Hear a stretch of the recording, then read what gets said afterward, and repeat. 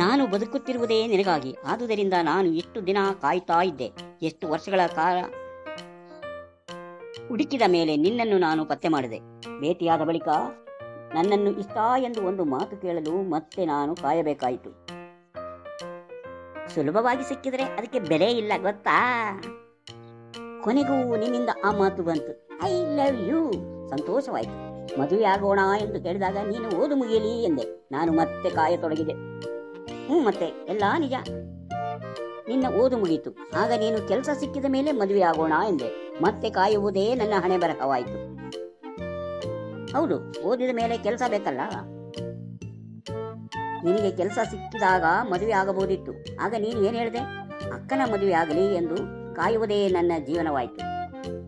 ಅಕ್ಕನ ಮದುವೆ ಆಗದೆ ತಂಗಿ ಮದುವೆ ಆಗುವುದು ಸರಿನಾ?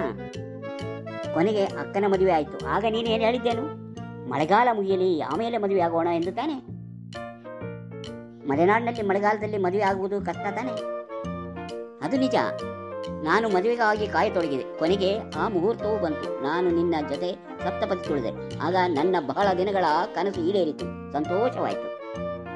ನನಗಾಗಿ ನೀವು ಬಹಳ ಕಾಲ ಕಾಯುತ್ತಾ ಜೀವನ ಸಾಗಿಸಿದ್ರಿ. ನಿಮಗೆ ನನ್ನ ಮೇಲಿನ ಪ್ರೀತಿ ಎಷ್ಟು ಎಂದು ನನಗೆ ಅರ್ಥವಾಯಿತು. ಅದಕ್ಕಾಗಿ ನಾನು ನಿಮಗೆ ಸಂತೋಷದಿಂದ ಸರ್ಪ್ರೈಸ್ ಗಿಫ್ಟ್ ಕೊಡುತ್ತೇನೆ.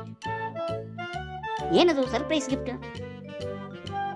ಮದುವೆಯಾಗಿ ಎಲ್ಲರೂ ತಮ್ಮ ಮಗುವನ್ನು ನೋಡಲು ಕನಿಷ್ಠ 9 ತಿಂಗಳು ಕಾಯಬೇಕು. ಆದರೆ ನಿಮಗೆ ನಾನು 4 ತಿಂಗಳೊಳಗೆ ಒಂದು ಮಗುವನ್ನು ಕೊಡುತ್ತೇನೆ. ಸಂತೋಷ ತಾನೇ? ಏನು ಹೇಳ್ತಿದ್ದೀಯಾ? ನಿಜ ಹೇಳಿದೆ. ಅಯ್ಯಯ್ಯಪ್ಪ, ನೋಡಿದ್ರಾ ನನ್ನ ಕತೆ? ಇಷ್ಟವಾದರೆ ಈಗಲೇ ಚಾನಲನ್ನು ಸಬ್ಸ್ಕ್ರೈಬ್ ಮಾಡಿ, ಫಾಲೋ ಮಾಡಿ. ಧನ್ಯವಾದ.